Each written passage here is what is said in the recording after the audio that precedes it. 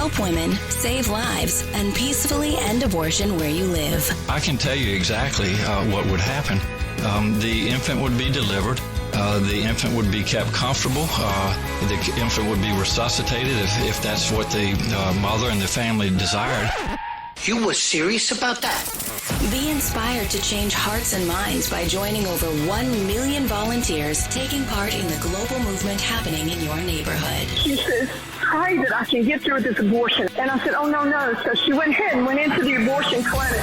And she just came out. She told us, I'm not going to get the abortion. We just had a baby saved. We had a baby saved in Memphis today. Praise the Lord. This is the 40 Days for Life podcast with your host, Sean Carney.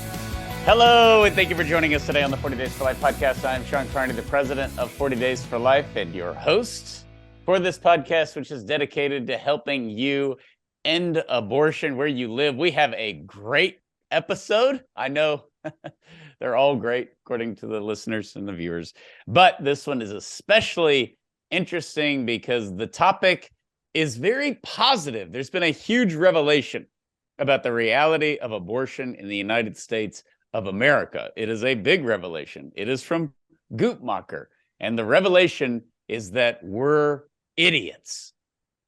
We will expand on that in a moment, but it is very crucial for you to know that we're idiots. And with that, your confidence in discussing abortion in a post-Roe America will skyrocket. So we will talk about that today with somebody who is not an idiot, but is probably one of the wisest people in the history of his county, for sure, possibly the state of Wisconsin and maybe even the United States. And that is Mr. Steve Carlin, who joins us from Madison, Wisconsin. And Steve, we are recording this in a very odd moment in the history of your life, and that is that the Brewers got into the playoffs, but they could easily be out of the playoffs by the time this podcast airs.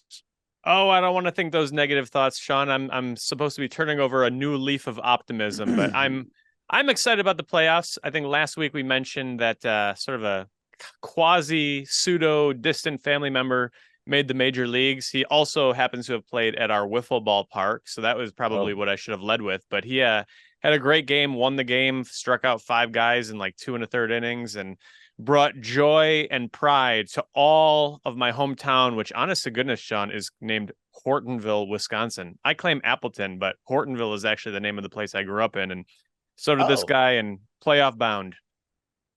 Yeah, I always thought you were from Appleton. So Hortonville, is that what it is? Yeah, like Horton Hears a Who.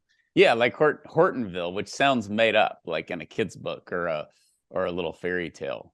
It's a little town of like 2,000 people, and it was founded by a guy named Alonzo Horton, who went on to found another town called San Diego.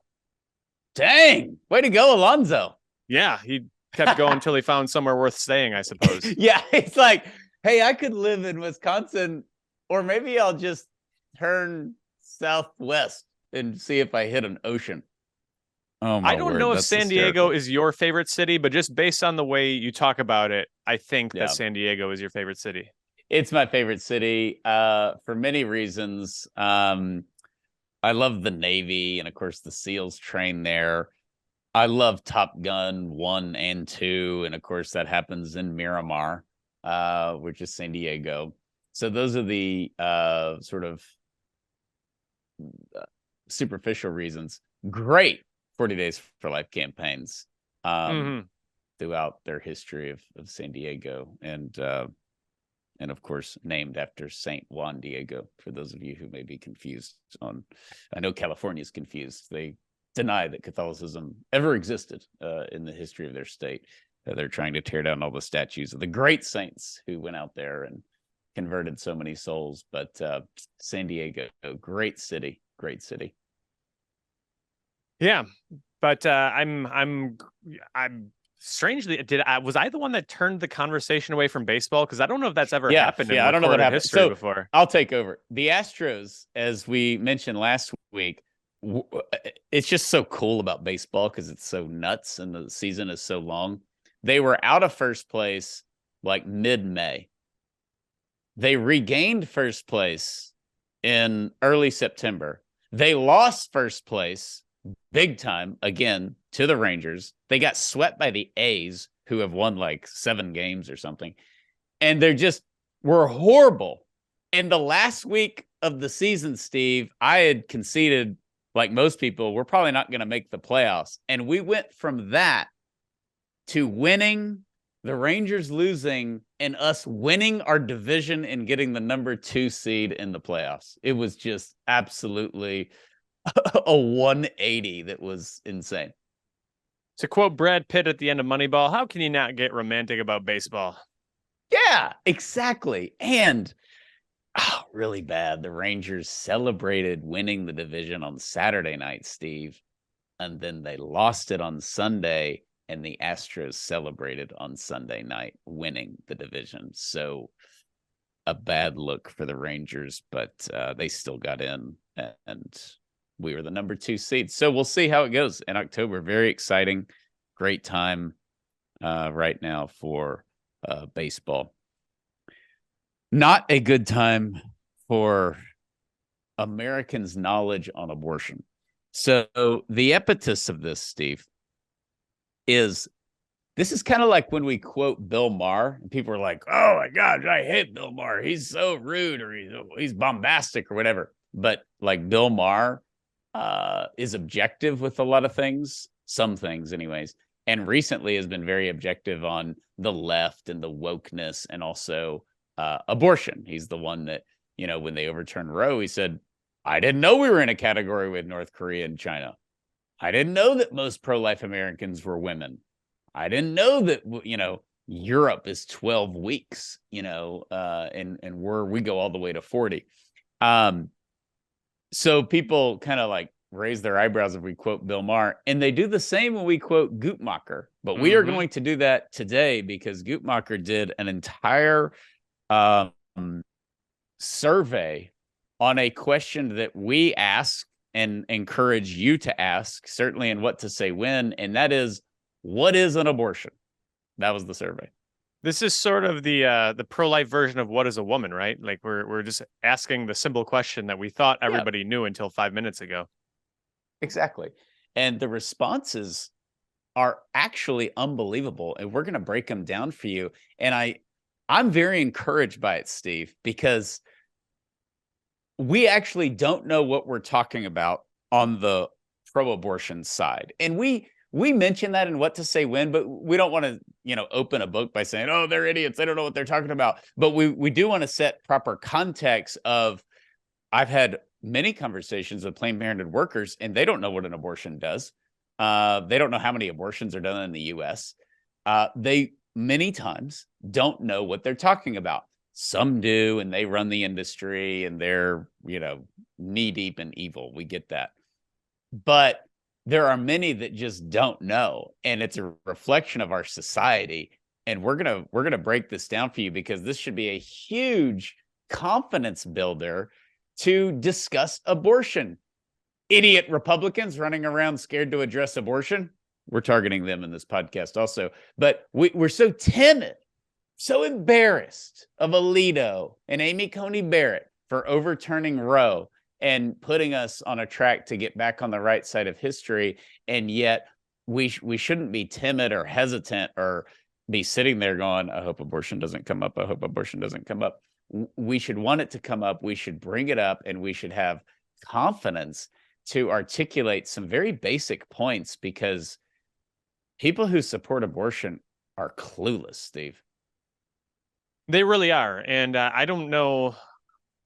I guess it's good news. I'm a little bit struggling with this concept of we're not as evil as we thought we were. We're just stupider than we thought we were. We're not That's evil. A little bit. We're just dumb. Yeah.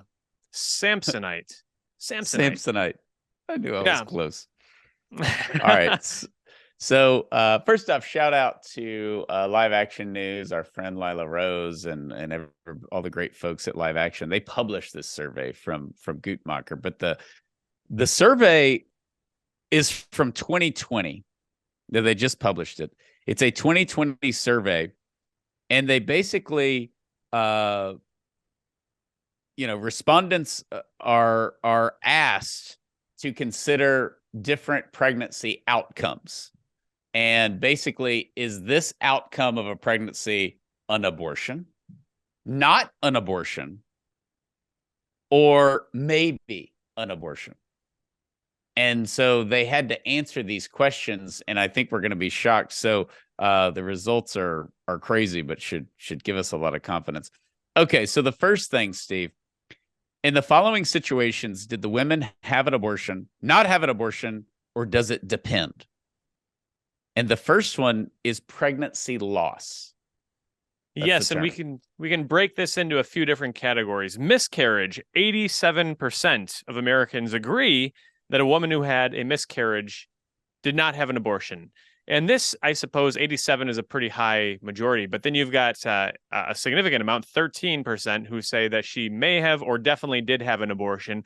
This is one where I'm willing to maybe let it go a little bit because the medical term for miscarriage is spontaneous abortion. So maybe people are like doing the technically a miscarriage is a spontaneous abortion. Fair enough. But we get into some other categories here. Stillbirth. The numbers say that 17%, almost 1 in 5 Americans think that a woman who suffered a stillbirth had an abortion or might have had an abortion. And more than 1, almost 1 in 5, not quite, but getting close to it. So 1 in 5 people think that if you have a stillbirth, that's an abortion. Yeah, and then ectopic pregnancy. This is something that has come up a lot. This is not new per se. We talked about this a couple of years ago and what to say when, but it's something that's certainly made a lot of headlines lately.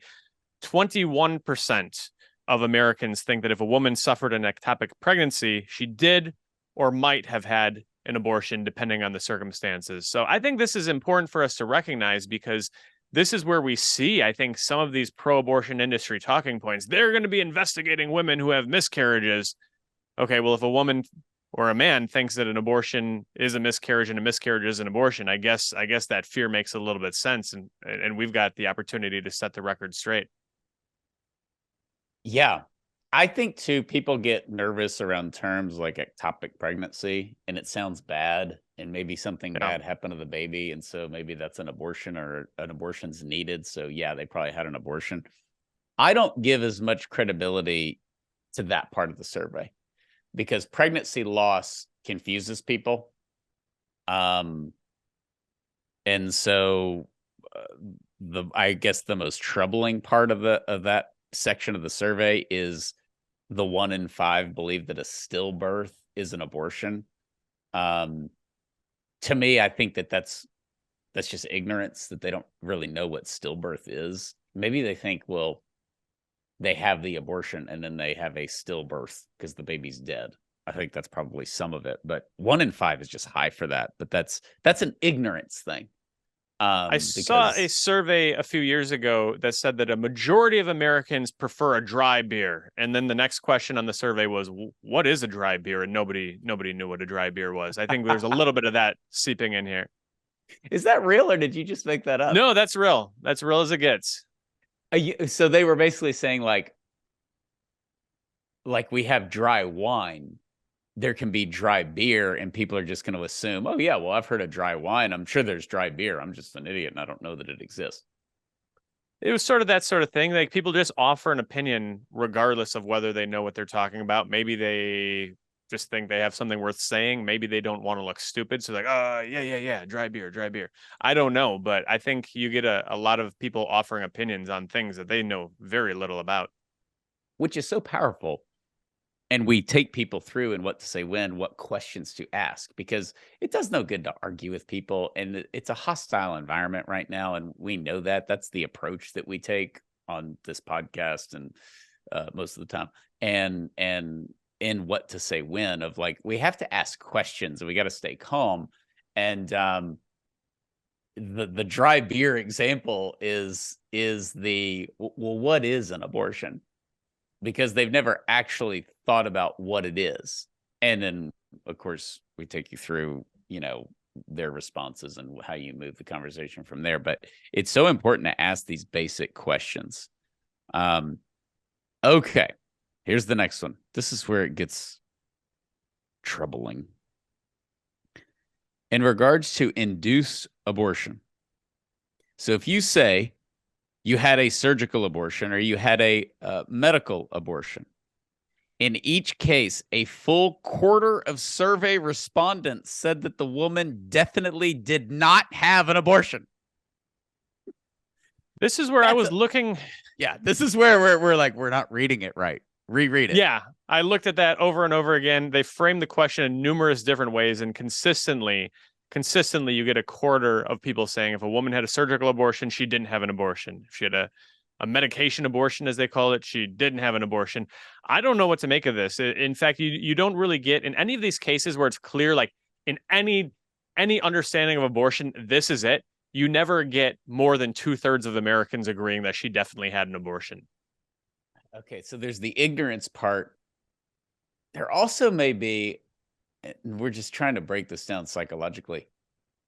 Like they don't want to think that it's an abortion. So you add a word, because abortion is still one of the most controversial words in the English dictionary that's not vulgar, that's like commonly used. If you say surgical abortion, somehow it's different from the other abortion that's really bad. Like surgical abortion sounds like a requirement. He tore his ACL and he's got to have surgery. You know, he had chest pains and they took him back to surgery. Surgery's like out of our control, not our fault. Much needed, important, valid. Surgery adds, I guess, some credibility to it. This is my guess. I like saying surgical abortion because it sounds icky. But I could see how it has the opposite effect, Steve, which is, oh, surgical abortion. It's a medical procedure. It's done in a hospital. It's done by a doctor. It's totally valid. It's totally credible. Maybe that's it. And then you have a medical abortion, which most people don't know what that is. That's the chemical abortion, the pills. I just don't see how you have the word, I had a surgical abortion. Did she have an abortion? No. I don't know how they get there. And that is why we're saying we're rejoicing in the fact that I think we're idiots and it's a lot of ignorance. And that's good for us because we can overcome that. Certainly have our work cut out for us. Mercy as a movement, because people think that you can have a medical abortion and not have an abortion, or have had an abortion. So it's John, did you ever see Zoolander, the movie Zoolander? I know I'm opening myself up to months more ridicule on the movie front here, but it's Ben Stiller. He's a model. I have not. Okay, you're not missing much, but there's a scene where Will Ferrell looks around and he's like, I feel like I'm taking crazy pills. I feel like I'm taking crazy pills. And I think that's what you and I are both experiencing as we look at this. Thank you. I'll move on to the next point because I needed somebody to clarify that. Okay, this is great. One respondent suggested that pregnancy tests are unreliable. So in the case of mail order abortions, unless there is clinical confirmation of pregnancy, you can't say it's an abortion. Oh, well, we got that cleared up, I suppose. So, Steve, we both have wives. We've both gone through a million pregnancy tests in our life. So what they're saying, pregnancy tests are very accurate, but not always. I don't know what the percentage is, but it's like 3%. It's off. It's something like that. It's very small. So because this guy is saying, because pregnancy tests can sometimes, very rarely, be inaccurate, we don't know who's had an abortion because we don't know who's pregnant, especially if they have mail order abortions and it just goes to their apartment. We don't have anybody there from the government to look at the pregnancy test. She could be making up that she's pregnant. We can't count those as abortion. Yeah, that's correct. But the subtlety for the viewer and the listener is, how do we act like abortions don't actually take place when we should be saying, well, what's wrong with an abortion? If she needs abortion, she needs mail order abortion, full access for reproductive rights in a post-Roe America, like everybody should want because of our bigoted Supreme Court. Why don't we want a big number of mail order abortions and abortions? Women need an abortion, get an abortion. It's healthcare, crying out loud. And yet they're still trying to like cover up the numbers. It's a really weird and wild thing. We kind of made this point in What to Say When in a different context, but I live in a big deer hunting state. I've never gone myself, but it's a big deer hunting state. And This would be sort of be the akin to you're out in your tree stand and you see movement in the bushes and you really want to get a deer, so you take a shot at it, and it turns out it's your buddy. You can't say like, did Jack just kill that guy? I mean, it's hard to say. He wasn't really sure whether that was a person. He thought it might have been a deer. So sorry, Your Honor, but we'll do better next time. Let us go. Yeah, which is a very common, pro-life argument. Like, let's say we don't know when life begins at conception. We don't know when life begins. It's all a mystery. But we know that it could begin at conception. And so it's the body laying on the road with the blanket over it. Kind of looks like a body. It could be a body, but it doesn't really matter. I'm going to run it over anyways. Well, that's negligence. It's manslaughter. So even if we're unsure, it's manslaughter. Manslaughter is the best argument for abortion. That's what abortion can be at its most innocent level, is manslaughter. And it's the same with this. But this is just questioning basic stuff. Like, whatever. In 1998, there were 1.2 million abortions in the United States. Do we really know that the abortion went through in all those clinics that year? I mean, did you see it? Did you count the bodies? Did you interview the women afterwards? Did you verify the pregnancy test? Did you even know that they were pregnant? Now, this is new. This is interesting, Steve, because it's 2020, so it's pre the overturning of Roe. I don't think they would say this crap now, because they're much more emboldened. But this is still in the era in our country where we're like, abortion is not, it doesn't happen a lot. It's not a big deal. It's not as bad as you think. And now they're done with all that. They're like, it's the greatest thing ever. It's a sacrament. And if you restrict our access to it, you are Nazi Germany. But this downplaying basic stats is phenomenal. Even Jen Psaki, who continues to just mesmerize me as far as her commentary on abortion, when she just said the baby is a lump of coal, which is new. It's a lump of cells if you're going to be pro-abortion about it. But lump of coal is like, geez, It's very bizarre, very random. It's odd, and it reminds me of like an old like C.S. Lewis or Tolkien short story, where they have lumps of coal and they're starting fires, and it's just a bizarre reference from a bizarre brain. But that kind of denial is direct. Like, abortion doesn't murder a baby. It's not a baby. She's just in denial of science, and she thinks all pregnant women that go to an OBGYN are morons because they're just checking up on their lump of coal. But this part of it, where it's like, we don't even really know if they're pregnant. I mean, that's just questioning whether the sun's going to come up tomorrow. I'd put it in the category of conspiracy theory. This is a conspiracy abortion argument. And that is where we want them to live.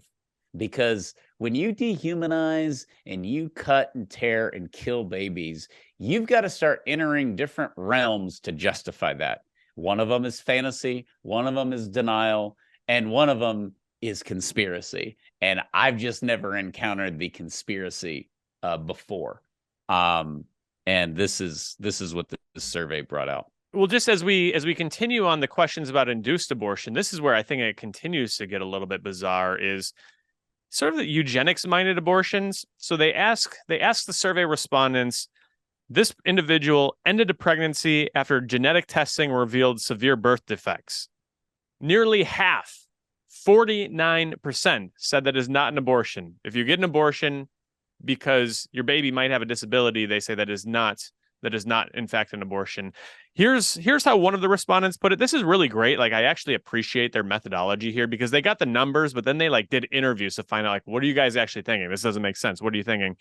They said, if you get a eugenics minded abortion, the respondent says, I'd say maybe it's an abortion. It depends. It's kind of hard for me on that one, because they don't know that the quality of life probably wouldn't be there.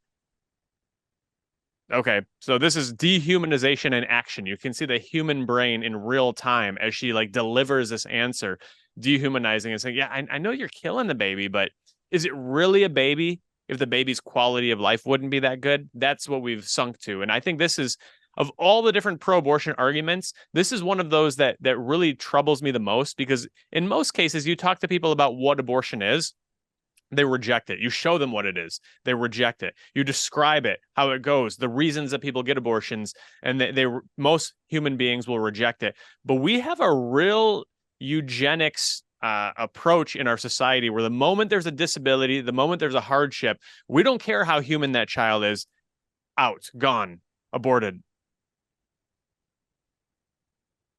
I want to comment on this, but go through your next two quotes on the eugenics, because then I'll want to say something. Okay. So the next one here, next survey response. Well, it depends on if you're not able to take care of a severe sickly child. I guess then what choice do you have? Would you rather go all the way through? I think it's considered abortion only when you personally know you can take care of a child and you're being selfish. So yeah, I don't understand this. It's troubling to me, and we see dehumanization. If you are not healthy, and God forbid any of us get sick, we know that our fellow Americans are going to throw us out the window. Yeah, and the last one is that they had triplets, and so they had one baby aborted who was a triplet. Yeah, and only a third. Just over a third, 37% said the so-called selective reductions if there's a multiple pregnancy. Only a third said that is definitely abortion, which is hard to fathom. Yeah, hard to fathom. So here's I think the real danger in this, because I'm sure the listener and the viewer is just like flabbergasted by all this, getting wound up. Here's, I think, the scarier part of it, and the perspective that we have to have when engaging in this in conversation, because you can't just throw your pen down and say, you're Hitler. This is where the rule of the first one to bring up Hitler loses the argument, I think, comes in and is accurate, because it's so bad what they're saying. The reality is these comments, which is, it's kind of hard for me on that one, because, I know the quality of life won't be there. The next one was, it would be hard to take care of a severe sickly child. What choice do you have other than to abort them? And then, selecting one of the triplets to kill, raising 3 babies is hard. The reality is that this is the compassionate side of the pro-abortion movement in their own minds. They're not lowering to a level of eugenics. In their own minds, they are raising up to this satanic virtue where they are so compassionate, they're going to kill you. And that is why that brilliant quote by Flannery O'Connor, that in the absence of faith, you will govern by tenderness, and tenderness leads to the gas chambers. That's where that quote comes from, is this mentality, which Flannery O'Connor definitely had to write against as a modernist. But this whole notion, or she was in modernity. She was not a modernist herself. She was sane. But this whole mentality that we are so compassionate, we will alleviate pain, we will alleviate suffering, and we will do it for those who don't ask for it, but who we know it is in their best interest. And this is how we do it. The judge in the Charlie Gard case in England back in 2017. Charlie living is not in his best interest. That's what the judge said. But this mentality is extremely dangerous. It's extremely helpful in conversation. And I encourage people to attack it, because the way to attack it is to basically agree with them. I know that sounds horrible, but if the point of abortion is eugenics, because we know what they ultimately know, which is an abortion does kill an innocent human being. So if you are into eugenics, abortion is your best friend. It is the most effective thing we have today, since we don't have gas chambers anymore, thank God. It's the most effective thing today to annihilate a segment of the population. So whether that segment is children with Down syndrome, there is no better cleansing mechanism. If you hate kids with Down syndrome, if you see that they're a burden on society, if you kind of like seeing them when they're at the Special Olympics on TV, but or get frustrated when you see them in the grocery store, eugenics is your friend. Abortion is your friend at getting rid of Down syndrome people. If you're a racist and you hate Black people and you don't want Black people living amongst us, abortion is your best friend. That's just a statistical reality, because Black Americans make up 13% of the US population and nearly 40% of all abortion. Their population is not sustainable due to abortion. It is a sad reality, unless you like eugenics and you're a racist. Then it's great, because if you want to get rid of the Black people, abortion is doing that.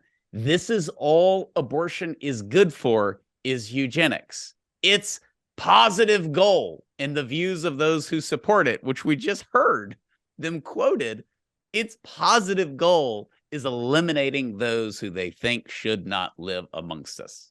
That's the great line from C.S. Lewis, where he says, "Of all tyrannies, a tyranny sincerely exercised for the good of its victims may be the most oppressive. Those who torment us for our own good will torment us without end, for they do so with the approval of their own conscience." And God bless these many Black pro-life pastors who have been screaming this at the top of their lungs and have been ignored by the media, by their own people often, and yet who just keep fighting. But if you're going to line up and say, what is abortion good for? It's good if you're a eugenicist. It's good if you're a racist, if you want to get rid of a certain group of people, maybe because they're Black, maybe because they're poor, maybe because they're disabled, maybe because, I don't know. Categories never reach an end, do they? They just keep going. No. And in 2023, every reason on earth is a good one for an abortion.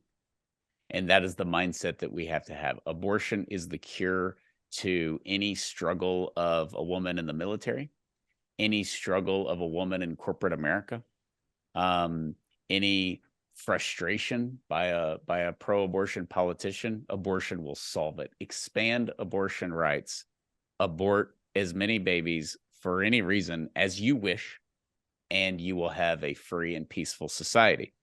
It's become their sacrament. And so this is the real key, because the reason this is so great is because it's Guttmacher, right? This wasn't Lila Rose running around on the street, and you're like, well, she's pro-life. This is Guttmacher, and they are getting, they're good about, you get the stats, right? You get all the numbers.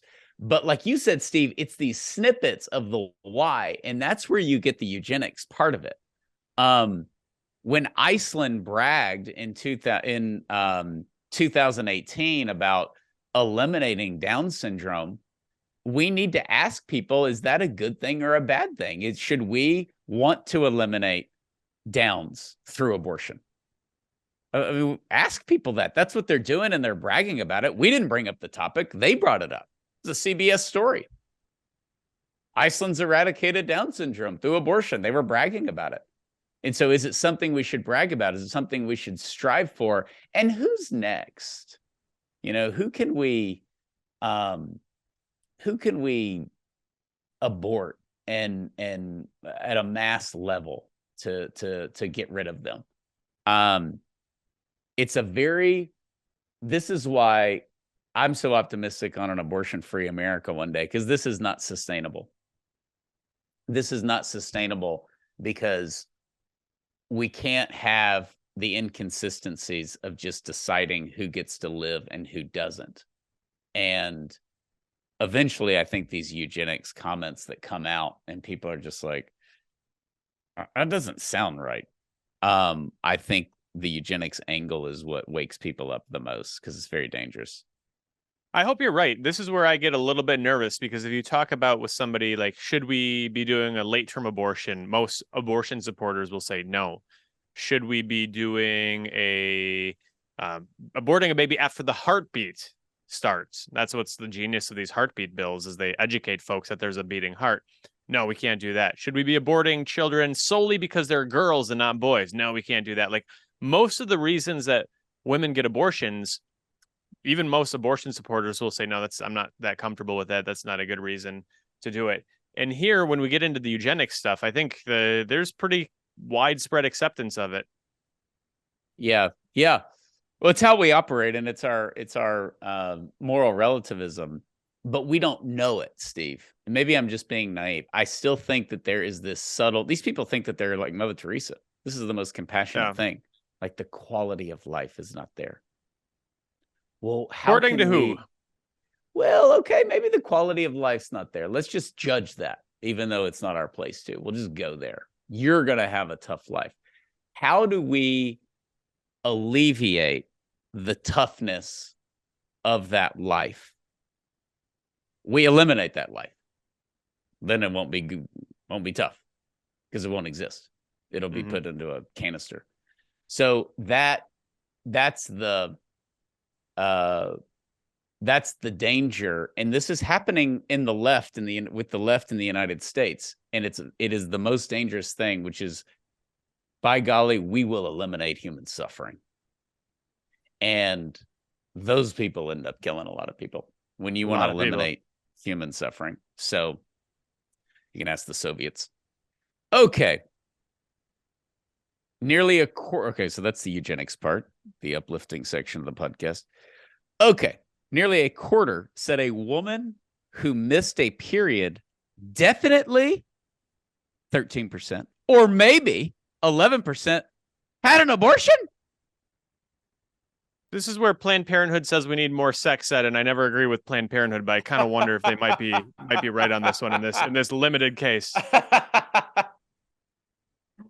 Oh, I didn't know you were going to say that. That actually shockingly makes sense. But see, here's the other thing, Steve. I'm trying to think, like, if this were done today, I think all this biological confusion with all the trans garbage can like play in with people. Like, they missed your period. Is that an abortion? You know, now that we've just basically are in denial of our own biology, and can just claim whatever, that we have 4 eyes and that we're a girl. Maybe that's messed with people, but this is still from 2020. And that's what's so shocking. So a quarter of the women, a quarter of the respondents said that if you missed a period, you had an abortion. Okay. No wonder they are spreading so much fear about overturning Roe v. Wade and criminalizing abortion. You're going to have women left and right going to jail under this. It's absurd. All right, here we go. This is really interesting. I took emergency contraception. That's the scenario. 55% said not an abortion. 22% said abortion. 23% said it depends. I'm not usually a big it depends guy. Usually I think those answers are wrong and they're highly subjective and morally relativistic. But I mean, in this case, it's quite obvious. We know that the Plan B pill can cause early abortions. It doesn't always, and you're rarely, if ever, going to know whether it does. So I think that makes sense that some people are saying it depends. But the fact that we've got like significant numbers on all 3 of these answers, these responses, I think shows again how little people actually know about pregnancy, about abortion, about what the morning after pill is. I would imagine there's probably a substantial number of people who replied to this who think the abortion pill and emergency contraception are the same thing. There's a lot. There's so much nuance and so little grasp of all of those nuances. I disagree, though. I think that the took emergency contraception, 55% said not an abortion. I thought that would be much higher. Okay. I think the word emergency and contraception are like, that's not an abortion. These people are nuts. It's like a pill. She went up there and went to CVS. This and is where not I think it's so 55. helpful, again, that we get the responses where like the actual people fleshing out their opinion, because you can see this one respondent trying to sort of work through this. The person says, somebody doesn't want to get pregnant, so they take a medication to prevent that from happening. So it could definitely be considered an abortion. Well, no, not really. Continues, but a fetus hasn't been formed, so it could be no, definitely not. So I think this one would be maybe it's an abortion. It depends. This is where we just don't know what we're talking about. And Mm-hmm. that person, that respondent, in a charitable, respectful conversation where you're asking questions on abortion, they're really going to come around. This isn't a lost cause. Otherwise, we wouldn't be in this position. Roe v. Wade wouldn't have been overturned. We wouldn't have had all these post-abortive women who had a change of heart on abortion, politicians that had a change of heart on abortion. People change their mind on abortion. They really do. Unlike any other issue in our country. That's why this should encourage us. You know, I mean, we got out of this stupid realm in the 1990s where they were like, and the woman has bone marrow and the baby is dependent on the bone marrow. So the baby's a parasite and all this stuff to justify abortion. And now we're just like, I don't really know what an abortion is. Educate me. You know, I mean, that's basically what these responses are saying. Or I don't think I'm part of Nazi Germany. Educate me. You know, and you're like, well, you want to kill all the handicapped kids, and that's a bad thing. So there's one of these opportunities to not accuse, but guide somebody to a conclusion that, you know, our path to victory is basically when can we kill the baby, and just getting to that and taking them with us, like through Dante's Inferno. And that's the key, because once they come to that conclusion that it's killing a baby, actually, then they have to decide who we get to kill. And most people don't want to decide that. They're doing it, but they're doing it subconsciously in all these responses. You know, they're just like, quality of life. I'm a nice guy. I don't want to put anybody through that. Mm-hmm. So, all right, Steve, I'm going to give this next one to you, and I'll do the disclaimer.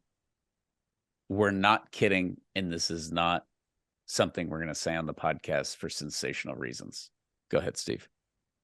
You can see in the study itself that Guttmacher is kind of horrified by the way this is going too. Who is pro-abortion. That's like the research arm of Planned Parenthood, and they're looking at their pro-abortion data going, we're not going to make it as a society. And then they draw a conclusion, probably the conclusion that is the dumber conclusion than anything else I read in this entire survey that I went through. And that is, here's I'll just quote Guttmacher itself. Quote, some respondents conflated the pregnancy with a baby, end quote. So they're seeing like all these people offering all these opinions that don't make sense. They're contradicting themselves. They're contradicting science. They're contradicting logic. They're contradicting everything that you can possibly contradict. And Guttmacher's thinking, you know what? I think I know the problem. They think pregnancy means baby. You don't say. You don't say. You don't say. That's the issue. That is the issue. And we've got to talk to, I don't know, every single OBGYN on earth and fix this problem. Oh my gosh. There's one part, I don't have the exact quote in front of me, but there's one part where they're like asking, like, is this a baby? Or I'm sorry, they're asking, is this an abortion? And the respondent's like, well, yeah, took a pill, baby gone. And they probably should just left that out of the final draft, but it's there and they're bothered by it. Baby gone. Those are the exact words, baby gone. I would like to interview, he'd probably never come on the podcast. I would like to interview the researcher, the PhD at Guttmacher, who's like 80.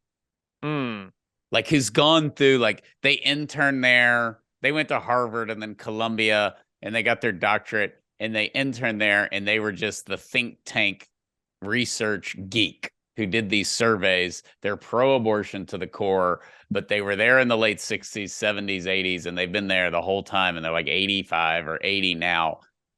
Like, how has this changed? And you gotta shoot it to us straight. Like, you know. because Guttmacher's old, and I'm not sure. I don't think Guttmacher's kept up with the nutso pro-abortion talking points. They haven't, actually. I mean, because they're the research arm. So they're like, we need to deny health care to a baby girl who survives abortion. That's what health care is. Guttmacher's like, well, let's go do some surveys and some studies and maybe lock you in the mental institution. Because they're old. So, and it could be they're delighted. This is great. It's what they wanted. Alan Guttmacher, father of Planned Parenthood, second president of Planned Parenthood, a nut. Maybe this is just like the dream that they've finally realizing it's a reality. Okay. This last part, or second to last part, you can see how the abortion industry uses this data to craft their messaging, especially with miscarriage. So, Steve, miscarriage has become like a sniper, okay, of just targeting a human being. And it used to be, and it in fact is, that which is not supposed to happen and is unfortunate and happens a lot and is not intended, is not wanted by the couple, is mourned by the couple. And now they're saying, no. A miscarriage and abortion, that's just like it's the same thing. Yeah, it's really predatory on those who have been hurt by the experience of miscarriage. We've talked about this repeatedly, that Planned Parenthood has advertised the abortion pill as like a preferable option because it's more natural. It's like a miscarriage. And granted, they're onto something in the sense that they recognize that miscarriage is not the fault of a woman, that if there's any stigma around it, that's unjust. If there's any blame on a woman for miscarrying, I know some moms have felt a sense of blame. What if I did this? What if I had the right vitamin? What if there's a million things you can second guess when you suffer the loss of a miscarriage. And so as a society, we have rightly reminded women, hey, this is not your fault. You didn't do anything wrong here. And I think Planned Parenthood is trying to sort of like attach onto that, try to glom onto that. Right. And if you had a miscarriage, you didn't do anything wrong. And if you had an abortion, that's like pretty much the same thing as a miscarriage. So you didn't do anything wrong either. I think it's an attempt to alleviate guilt, but it's pretty ham-handed and clumsy.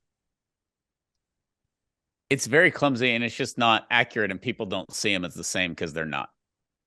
So but they sure are selling it. That's why we did that podcast a couple of months ago where there was the woman who had a miscarriage and she needed intervention, miscarriage management, they call it, where she needed to have the D&C procedure to avoid an infection and hemorrhaging and things like that. And they're, oh, look, that D&C, that's how you do an abortion, ergo, miscarriage management, abortion, they're all the same thing. And let's just forget about the fact that in one of them, the baby's alive and we kill it. And the other one, the baby's already died and we're just removing it for the safety of the mother.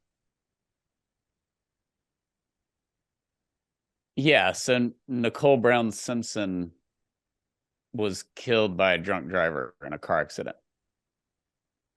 And it was like, she was murdered. It was a big deal. Her husband did it. He just got away with it. No. It's really unfortunate. It's a drunk driver. He hit her and she died in a car accident. And they're like, no, that's not true. She was murdered. Mm-hmm. And it's that irresponsible. Where you're just sitting here going, this is an unfortunate loss, or the direct intentional killing of a baby, murder. This is a problem that I think they have, and everybody gets mad at, outrage that they're using miscarriage. The fact that they have to is good for us. Why in the world, or what in the world is wrong with an abortion? Why do we have to wind it up and twist it up with miscarriage and with quality of life and with it's just a pill and you're 14 years old and you're raped by your grandpa. Like, we have to have all these sensational things. Why can't you just get an abortion? What is wrong with abortion? Why do they do this? Why do they say it's no big deal? Which we never say about legitimate healthcare. You're having quadruple heart bypass surgery. It's no big deal. Well, it sounds like a big deal. I mean, it's still good. It's still healthcare, but it's a big deal. But they want to downplay it. They want to change it into something it's not, and they want to ignore it for what it is. And the reason they have to do that is because deep down, this should be unspeakable. It should be unspeakable to go pay a physician to dismember a baby, put he or she into a vacuum, through tubes, into a canister, and into a medical waste truck. That is unspeakable. So we get all this crap that they try to camouflage it with, yeah, it's like it's miscarriage and all these things. And that's why in conversation, we have to ask these questions and we have to guide them to what an abortion is. I always started the podcast, what is an abortion? And an abortion is not a miscarriage. Abortion is it's not a car wreck. It's not cancer. It is the direct killing of an innocent human being. That is a official surgery. It's what it's designed to do. It's what it's very effective at doing. No matter what the reason is, it is effective at that. And we've gotten ourselves into this weird realm where we're coming up with all these excuses to have an abortion. It's just an onslaught. We just got to have abortion. Otherwise, women are going to die, as Hillary Clinton tweeted. And we've got to ask just what's wrong with abortion? Why regulate it at all? Some of these people are against late-term abortion. Why? It's so true. And this is where I'm curious here. Maybe it's nothing, but I'm curious, why was a study that was conducted in early 2020 released last week? Maybe it needed to go through peer review. I don't know how long that takes. Or maybe the fact that this was quantitative and qualitative with all of those sort of like survey responses where we got into people's thought processes, maybe that took longer. But I can't help but to notice that a lot of these big conclusions seem to match up perfectly with the post-Roe response. It seems to me like this was maybe done and in advance of Roe, with the understanding, just as we were preparing for Roe to be overturned, maybe Planned Parenthood prepared a little more than we expected them to, or at least Guttmacher did. And it just seems a little too perfect that I had never heard until this year this notion that if you have a miscarriage, that's the same as an abortion. I've never heard that argument made. And then lo and behold, we see it right on the heels of this survey being conducted. They start making these talking points even before the survey is released to the general public. I find that to be a little bit fascinating. It's intentional because, as we've said, Roe was a comfort blanket for abortion advocates. It's the law of the land. It's precedent. That's it. That's gone. So it goes to the states. So we can actually decide. We can actually have an opinion. We can articulate it one way or the other, for or against abortion. And abortion advocates are ill-equipped to do so. They've panicked. It's indefensible, abortion, in a reasonable conversation. So they're saying that it's a miscarriage. They're saying that the Supreme Court overturning Roe means we can't have interracial marriages. They're saying all of these dumb off-topic things because the topic at hand has been something they have waved the flag for without offering a single scientifically based reason of why it's medically necessary and why we need it, and how in the world it could possibly not kill a baby. We've never gotten an answer to that. How does it not kill a baby? Explain how abortion doesn't kill a baby. And that's why we're seeing all this. I think it's encouraging. It's getting, as we've said, it's going to get worse before it gets better, but this is just part of the worst. It's also part of the bizarre, and maybe even you can throw in the comical, depending on how far you want to go. But they don't know what to say. They don't know what to say. And that's a problem for them. And we do know what to say, when to say it. And so I would just encourage everybody. This is obviously a call to action for outreach and evangelization. We mentioned the book, What to Say When, but also the sidewalk outreach training. I would really encourage people to go through that. Even if you never, we believe that it's inspiring enough that if you go through it, you will go out to the sidewalk and reach out to women going in for abortions. But even if you don't, the training is so useful just in daily conversation, and it's short. So if you want to go through our sidewalk outreach training at 40 Days for Life University, just go to our homepage and go to the university. It's $29. You get a book, you get a t-shirt, and the training is short and sweet, and you'll be ready to go.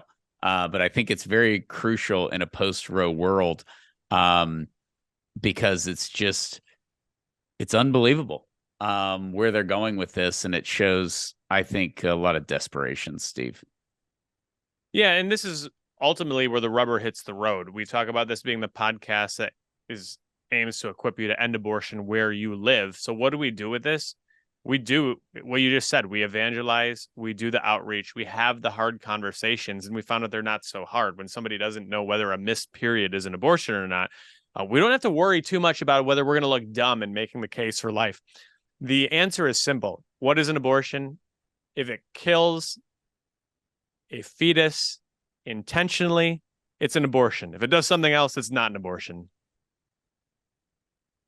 So deep, Steve. It's unbelievable. So this is our version of what is a woman, an adult female. That is the conclusion of that question. It's not a hard question. It's not a hard question. They're trying to make it hard because making it hard is a better option and an easier option than just discussing it. Because discussing it is, of course, it's a baby. It's a baby at 40 weeks. It's a baby at 6 weeks, whatever you want to say. We want to kill it and discard it because we don't want it. And darn it, that should be good enough in the United States of America. Is our will. Our will is what should matter. And we don't want it. We don't want it. When we do want it, it's great. And we're fine with that. And we like baby showers and ultrasound pictures when we want it. It's great. But we don't want it. And they either don't have the guts to say that, they don't want to say it, they don't want to believe it, but that's the answer. That's the answer. When you have half the country advocating for abortion through all 40 weeks and denying health care to a baby who survives an abortion, we don't want the kid. Abortion's the ultimate contraceptive. Sex without babies. We don't want the kid. So we're going to kill the baby at whatever stage, for whatever reason we feel like. And that is the best justification for abortion, that and eugenics. And I don't think that's a winnable argument, and neither do they. So that's why they've run off into crazy land where they have built a lot of condos and established a lot of councils and are running that city to perfection.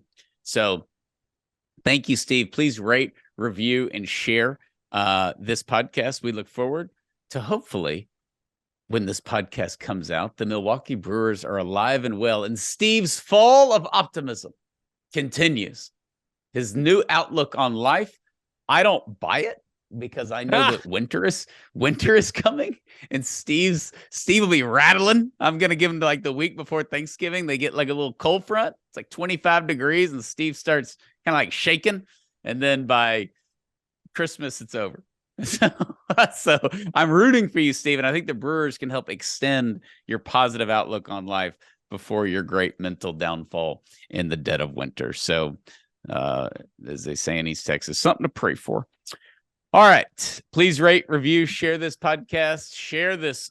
We have the link to this study from Guttmacher. So if you want to check that out to see, I wish we were making this up. I wish this whole podcast was just propaganda. That would give me a lot of comfort, but it's not. It's all true. And you can look at it at the link there. So we will see you next time. God bless you.